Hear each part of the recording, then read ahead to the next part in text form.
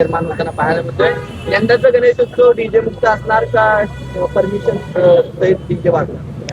हे बघा, मी मागच्या वर्षीपासून मी वैयक्तिक एक भूमिका मांडली आहे ही पुण्याचा गणेशोत्सव म्हणजे जी गणेशोत्सव ज्याची केंद्रबिंदू ही पुणे आहे. जे 1892ला श्रीमंत भाऊसाहेब रंगारींनी आणि त्याच्यानंतर 1894ला लोकमान्य टिळकांनी ह्या सार्वजनिक गणेशोत्सवाला जगभरात म्हणजे अखंड हिंदुस्थानात नेला आणि ज्याचा केंद्रबिंदू पुणे आहे. ह्या पुण्याचा गणेशोत्सव हा सांस्कृतिक आणि पारंपरिक वादनांनीच व्हायला पाहिजे आणि ही माझी भूमिका आहे वैयक्तिक की पुण्याचा गणेशोत्सव ही पारंपरिक पद्धतीने पारंपरिक वादनांनीच व्हायला पाहिजे, डीजेनी व्हायलाच नाही पाहिजे. आणि ही माझी भूमिका आहे. जे जे मंडळ माझ्या सोबत या भूमिकाला असणार आहेत मी त्यांच्या सोबत 100% राहणार.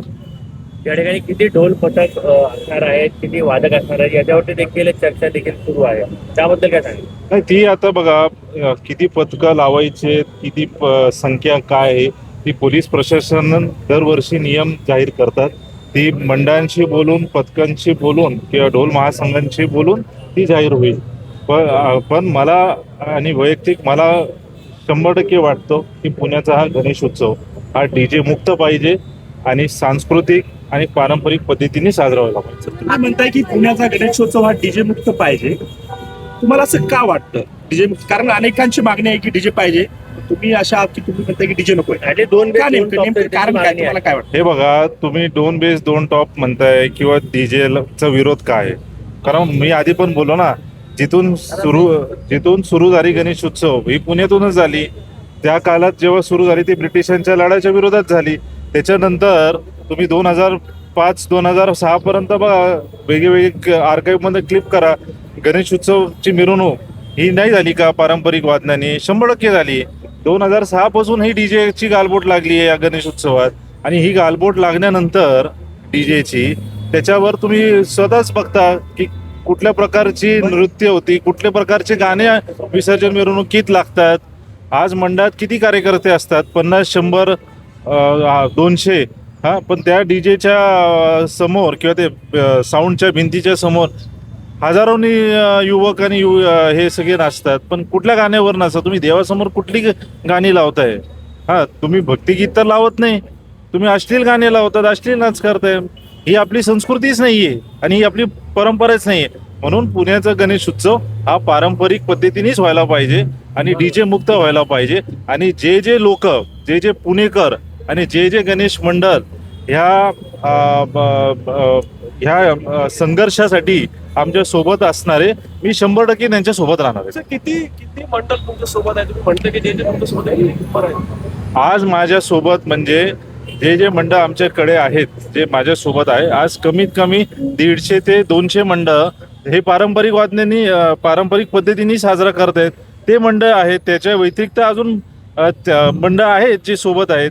ही जेव्हा मुवमेंट सुरू होईल त्या मुवमेंटमध्ये अनेक मंडळ आणि मंडळपेक्षा जे खरोखर पुणेकर आहेत ज्यांना डीजे नको, हे पण त्या मुवमेंटला आमच्या सोबत जोडणार आहेत. मात्र अनेक पुणेकरांना या ढोल ताशाचा सुद्धा त्रास होतो.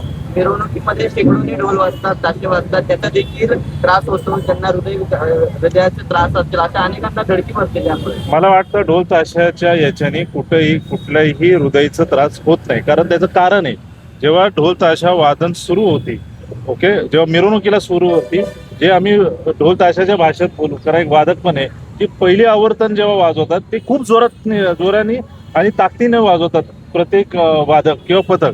पण मिरवणूक ही 4-5 तास 6 तास चालते. शेवटी मनुष्य आहे, जो माणूस वादक पण एक मनुष्य आहे. ते वाजवताना त्याला तो ह्युमन आहे, तो थकतो. पण ही जी डीजे प्रकार आहे ही मशीन आहे. मशीन कधी थकणार आहे का? नाही. ती तर किती तुम्हाला वाजवायचे तुम्ही वाजवा, ते थकणार नाही. पण ढोल ताशांनी कुठलीही त्रास होत नाही.